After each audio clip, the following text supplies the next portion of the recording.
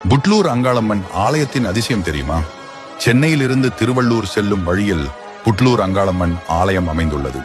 இந்த புட்லூர் அம்மன் கோவில் வரலாற்றை எங்கள் நண்பர் ஒருவரின் வேண்டுகோளுக்கு இணங்க இங்கே பதிவு செய்கிறோம். இதே போன்று உங்களுக்கும் வேறு ஏதாவது ஆன்மீக தகவல்களை பற்றி அறிய நமது சேனலில் கமெண்ட் செய்யுங்கள். இப்பொழுது நமது கதையை தொடர்வோம்.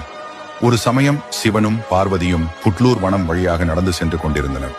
நீண்ட தூரம் நடந்து களைப்படைந்ததால் வேப்ப மர நிழலில் கர்ப்பிணியாக இருந்த பார்வதி அமர்ந்தாள். தாகமாக இருப்பதால் தண்ணீர் வேண்டும் என்று கேட்டாள். உடனே சிவபெருமான் அருகில் இருந்த கூவம் நதியை தாண்டி சென்று புனித நீர் எடுத்து வந்தார். அந்த சமயத்தில் பலத்த மழை பெய்து கூவம் நதியில் வெள்ளம் பெருக்கெடுத்து ஓடியது. இதனால் சிவபெருமானால் நதியை கடந்து வர இயலவில்லை. எனவே வெள்ளம் குறையட்டும் என்று சிவன் காத்திருந்தார். இதற்கிடையே பசி தாகத்துடன் இருந்த பார்வதி அப்படியே தரையில் விழுந்து விட்டாள். அவளை சுற்றி மண் குவிந்து புற்றாக வளர்ந்து விட்டது.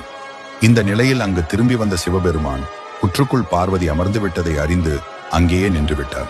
அதை பிரதிபலிக்கும் வகையில் புட்லூர் தலத்தில் சிவபெருமான் தாண்டவராயன் அம்சமாக சற்று கவலை தோய்ந்த முகத்துடன் இருப்பதை பார்க்கலாம்.